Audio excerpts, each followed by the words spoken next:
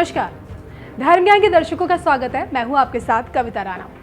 कारगिल विजय दिवस के मौके पर देश के रक्षा मंत्री राजनाथ सिंह जब दहाड़े तो पड़ोसी मुल्क पाकिस्तान की हालत खराब हो गई।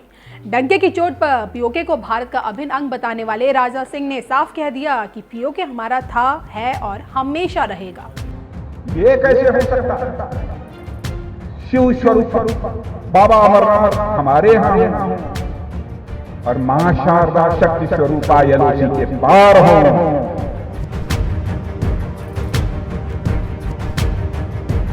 रक्षा मंत्री के देखिए इसी बयान ने पाकिस्तान की सियासत से लेकर सेना में खलबली मचा दी।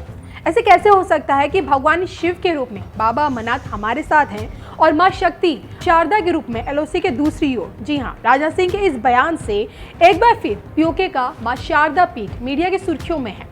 आज चर्चा देखिए इस बात की हो रही है कि शक्ति स्वरूपा मां शारदा पीठ जो पिछले 75 सालों से पीओके में है, शक्ति का एक ऐसा शक्तिपीठ जो अब पूरी तरह से खंडर हो चुका है, फिर भी आखिर क्यों पाकिस्तानी हुक्मरान यहां कदम रखने से तक कतराते हैं? शारदा पीठ के खंडर हो जाने से क्या पाकिस्तान की बुद्धि भ्रष्ट हो चुकी है? क्या कहता है मां शारदा पीठ का चमत्कारी इतिहास और शक्ति के इस धाम से कश्मीरी पंडितों का क्या है खास कनेक्शन? आइए आपको विस्तार से बताते हैं। मां शारदा कश्मीरी पंडितों की कुलदेवी है। मां शारदा पीठ उनका तीर्थ स्थल है। 18 अष्टदक्ष महाशक्ति पीठों में से एक मां शारदा पीठ नीलम, मधुमती और सरगुन नदी के धाराओं के संगम के पास हरमुख पहाड़ी पर करीब देखिए 6500 फीट की ऊंचाई पर है, जो पीओके के मुजफ्फराबाद से तकरीबन 140 किलोमीटर और कश्मीर के कुपवाड़ा से 30 किलोमीटर की दूरी पर है। जब भारत अंग्रेजों की गुलामी में था तब शारदा पीठ, मार्तंड सूर्य मंदिर और अमरनाथ गुफा ये तीन जम्मू कश्मीर के मुख्य तीर्थ स्थल थे। और शक्ति का ये धाम कितना प्राचीन है, कितने वर्षों पुराना है, देखिए ये कोई नहीं जानता, लेकिन धार्मिक मान्यता ये जरूर कहती है शारदा पीठ पे माता सती का दायां हाथ गिरा था। पौराणिक कथाओं के अनुसार देवी सती की मृत्यु के बाद शोकाकुल भगवान शिव सती के शरीर को लेकर तीनों लोकों में घूम रहे थे।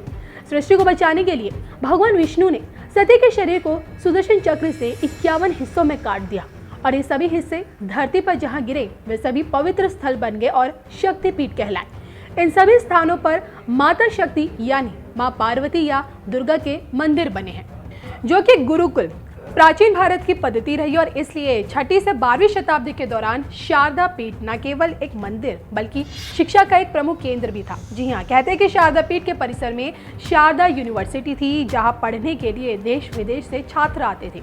माना तो देखिए ये भी जाता है कि शारदा यूनिवर्सिटी की वजह से ही उस समय उत्तर भारत में शारदा लिपि का विकास और प्रचार हुआ। शारदा लिपि की वजह से ही पहले कश्मीर का नाम शारदा देश पड़ गया और इसका मतलब ये होता है कि शारदा यानी कि सरस्वती का देश। और उस वक्त शारदा यूनिवर्सिटी में करीब 5000 छात्र पढ़ते थे और वहाँ दुनिया की सबसे बड़ी लाइब्रेरी थी। और उस समय देखिए शारदा यूनिवर्सिटी की गिनती नालंदा और तक्षशिला जैसे शिक्षा के चर्चित केंद्रों से भी ऊपर होती थी। तो 12वीं शताब्दी की ये यूनिवर्सिटी देखिए आज पूरी तरह से खंडर हो चुकी है, लेकिन आज़ादी से पहले ये धाम कैसा दिखता था, इसको लेकर कश्मीरी पंडितों का ये कहना है मंदिर में कोई मूर्ति नहीं थी, लेकिन एक बहुत बड़ा चबूतरा था और बाहर एक शिवलिंग मौजूद था। मंदिर के मुख्य प्रांगण का व्यास 22 फुट यानी करीब 72 फीट था। इसका प्रवेश द्वार पश्चिम की ओर था। अन्य प्रवेश द्वार के ऊपर तोरण बने थे और ये तोरण 20 फीट ऊंचे थे। मुख्य द्वार पर पगडंडियां थी। बरामदे के दोनों किनारों पर 2 चौकोर आकार के पत्थर के स्तंभ थे, जो 16 फीट ऊंचे और करीब 2.6 फीट चौड़े थे। मंदिर के अंदर का निर्माण बहुत सादा और कम सजावट वाला था। मंदिर मधुमती नदी के दाहिने किनारे पर एक पहाड़ी पर स्थित है। ऐसा नहीं है कि मां शारदा पीठ का जीर्णोद्धार किसी ने नहीं किया। जी हाँ, कहते हैं कि 14वीं सदी में कश्मीर के सुल्तान रहे जैनुल आबादीन ने इस मंदिर को काफ़ी दान दिया, लेकिन कुछ इतिहासकारों का देखिए ये भी कहना है कि मंदिर में मुस्लिम शासन के दौरान शारदा पीठ को लगातार नजरअंदाज किया गया और मंदिर के विकास को दबाने की भी कोशिशें हुई और इसी से धीरे धीरे ये जर्जर होता गया। और वहीं बच्चे कुछ असर भूकंप ने निकाल दी। जी हाँ, साल 2005 में आए भूकंप में इस मंदिर को सबसे ज़्यादा नुकसान हुआ। तो भारत की धरती से मां शारदा पीठ के दर्शन और धाम की मरम्मत करवाने की मांग हमेशा से भारत यानी कि हमारे मुल्क से उठती आई है, लेकिन पाकिस्तानी सरकार की तरफ से इसको लेकर कभी कोई कदम नहीं उठाया गया और वो भी ठोस कदम कभी नहीं उठाया गया। और शायद यही वजह है कि पाकिस्तानी सरकार और पाकिस्तानी फौज की जग हंसाई हमेशा होती रहती है।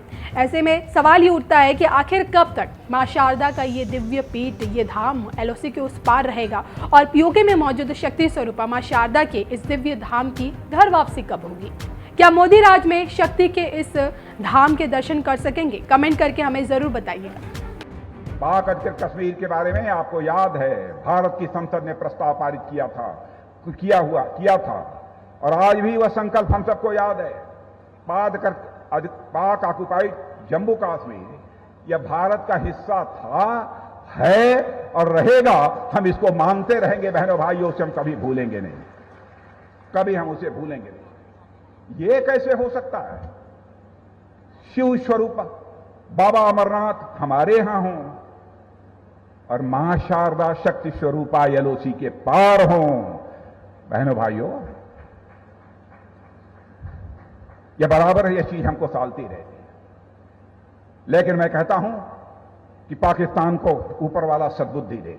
इससे ज्यादा आगे बढ़कर मैं कुछ नहीं कहना चाहता। और यहां पर अंत में इतना ही कहना चाहूंगा कि मेरे बहनों भाइयों, हमारी ताकत का जहां तक एहसास हमारे पड़ोसी को है, मैं एक घटना की याद दिलाना आपको चाहता हूं। पायलट अभिनंदन को लेकर, पायलट अभिनंदन के नाम से आप सभी परिचित हैं अच्छी तरह से। पायलट अभिनंदन, जिस समय उनका हवाई जहाज वहां पर गिरा था, फाइटर प्लेन, और वह पाकिस्तान ने उनको बंदी बनाया था, जानते हैं वहां के फॉरेन मिनिस्टर ने पाकिस्तान की जो नेशनल असेंबली है उसमें खड़े होकर कहा कि मुझे यह बतलाया गया है कि हमारे आर्मी चीफ पाकिस्तान के आए थे और उन्होंने यह बतलाया यदि अभिनंदन को रात को 9 बजे के पहले यदि रिहा नहीं कर दिया गया तो भारत पाकिस्तान के ऊपर आक्रमण कर देगा। और उन्होंने कहा कि हमारे आर्मी चीफ के मस्तक के ऊपर पसीना हो रहा था, बहुत घबराए हुए थे। यह मैं नहीं कह रहा हूं, भारत की नेशनल असेंबली में स्वयं उनके फॉरेन मिनिस्टर ने कहा, और आज भी उसकी रिकॉर्डिंग मौजूद है, उसको निकालकर आप देख सकते हैं। तो बहनों भाइयों, इसीलिए मैंने कहा भारत कोई कमजोर भारत नहीं है, भारत अब यह ताकतवर भारत बन चुका है बहनों भाई।